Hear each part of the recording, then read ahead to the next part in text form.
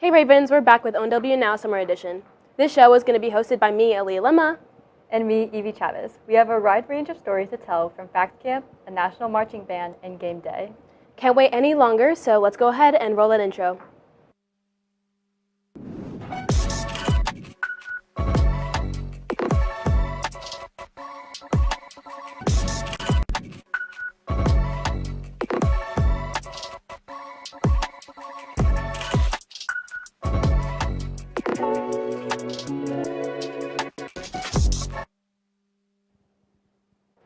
This week, ONW's FACTS program is doing a camp for kids.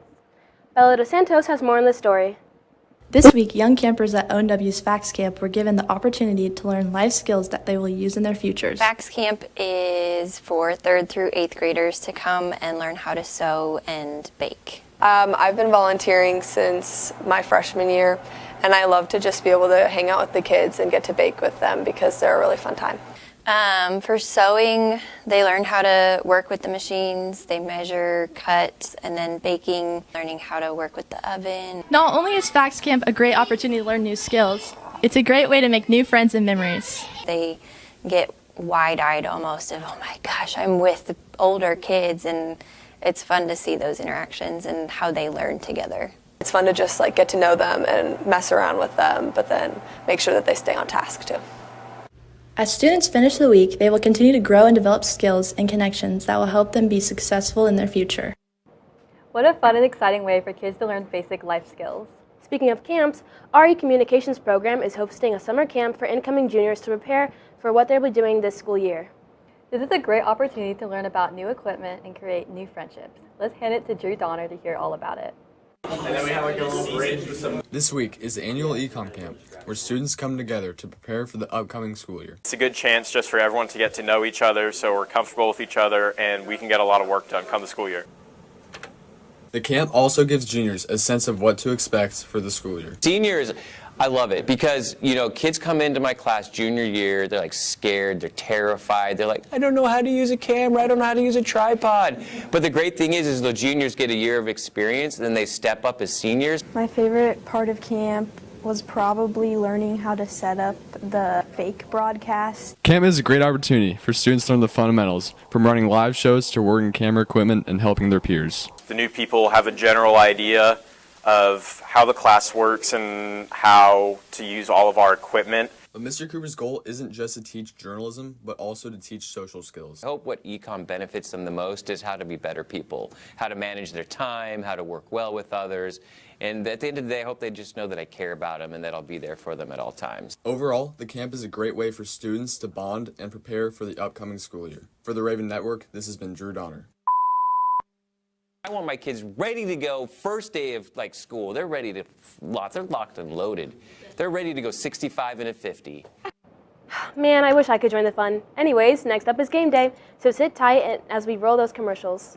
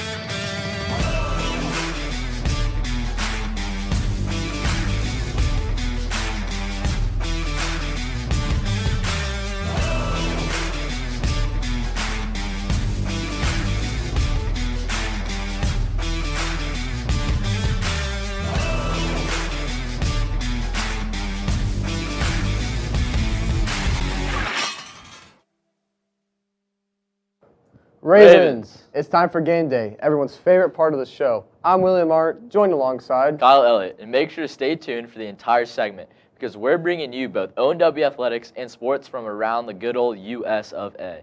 Starting in KC, our hometown Chiefs agreed to a contract extension with Pro Bowl guard Trey Smith.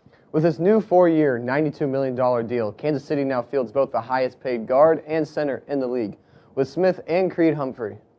Trey and Creed anchor an offensive line looking to improve off of last year's struggles, as the Chiefs hope to return to glory and win their 4th Super Bowl in 7 years.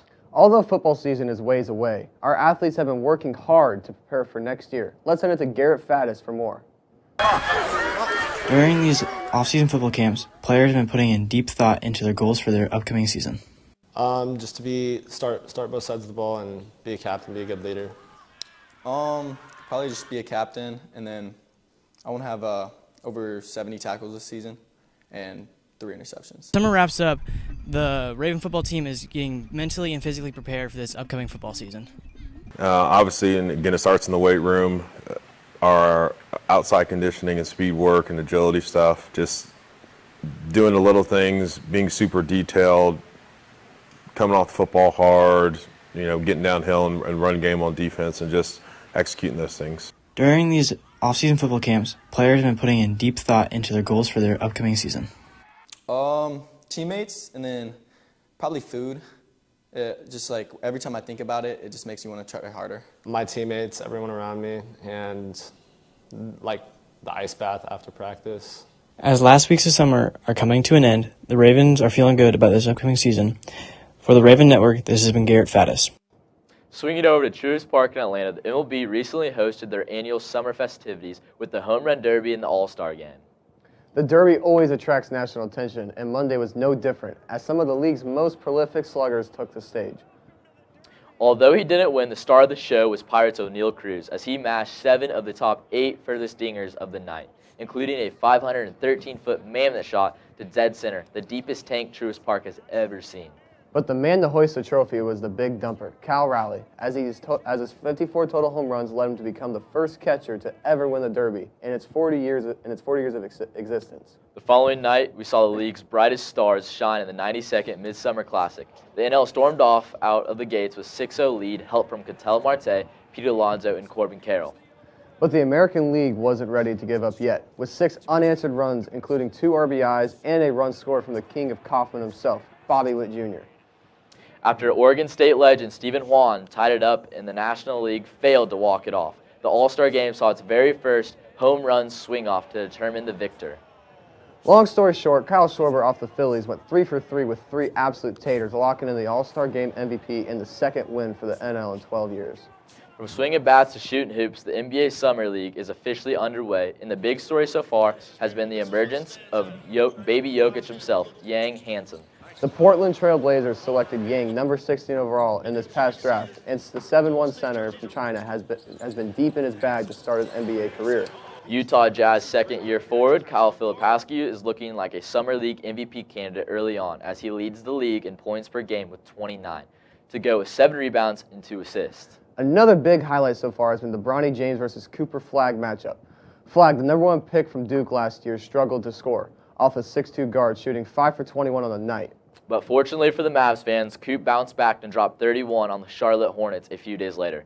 So maybe this means that Bronny actually is good now. Many Raven students are staying active over the summer by participating in summer weights. Hudson Lane has more. Every summer, students from Olathe Northwest participate in summer weights to stay active and motivated during the off-season. I'd say that's the toughest challenge a lot of people run into, is just staying motivated through the whole summer, because waking up is pretty hard. So I'd say, honestly, it's just the accountability the coaches have on you, and just realizing you not being here isn't also just sacrificing yourself, you're sacrificing your team. And it's always not about you, it's about your team. So just getting better every single day for them. It is very important for students to stay safe during their lifts. Well, our workouts consist of Monday through Thursday, but obviously if a student has a nagging injury or something like that, they are able to work with our trainer, Mr. Hawkins, who is here during the summer. But the overall goal is for students to stay healthy and get stronger, but we do modify things that are needed for those ones that are banged up. We build a lot of muscle in our ankles, our knees, a lot of jumping stuff. So then when it comes to when you're going to the field, jumping up, when you land, you're more stable, you're ready to roll. And honestly, everything we're doing is just building strength to prevent injuries. To get a lift in before summer ends. This year, a new staff member is coming to ONW. Let's send it to Kyle Elliott for more.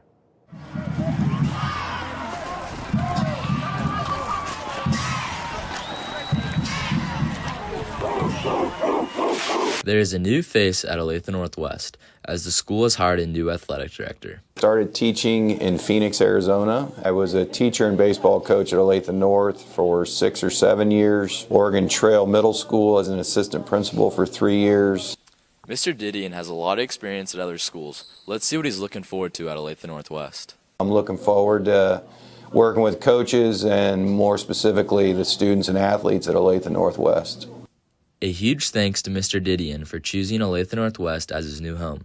For the Raven Network, this has been Kyle Elliott. Keep up the hard work, Ravens. Thank you guys for tuning in to Game Day, Ravens. That's all the news we have for you today. This has been William Art and Kyle Elliott. Let's toss it back over to Aaliyah and Evie. Thanks, Game Day. Also this past week, ONW hosted a national marching band called the Colts. Shout out to ATL. They took part in DCI, a series of competitions held all across America. Let's give it to Emery Augustine, who has more on the story. DCI competitions are a series of events where top-tier marching music ensembles, including drum and bugle corps, compete against each other. I feel like a key factor for a successful performance is probably just giving it your full out, not just doing kind of like a baby lunge, do a full out lunge, kind of not giving a half smile, just give a full smile, just live in the moment and just give the energy the audience is giving it and just throw it back at them. Their goal is to set a higher placing than they did previous years, and they plan to do so through their rigorous training and practices. And that goal is taking this 12-minute production and making it the very best product that we possibly can. As the Colts travel across the country, they not only get closer to their goals, but they also make memories that will last a lifetime. See, I feel like one way we stay very motivated is just doing silly things, kind of hyping each other up, like, yeah, girl, you get it, come on, yeah. This one thing, this is a small little inside joke. One of our main caption head, our main director of color guard, he went to Cancun for a wedding, and we came back and we're like, we're going to Cancun, and we all scream when it's a hot day, or we all scream water slide, and we all like raise our hands up in the air. The Colts definitely feels like a family, and a big part of that is because we're all working towards a common goal. This has been Emery Augustine with the Raven Network. These musicians put so much effort into what they do, and traveling across the country like that must be one difficult journey. Speaking of journeys, Tegan Summer completed an 8-year-long one with his dad. Harrison Green has more on their story.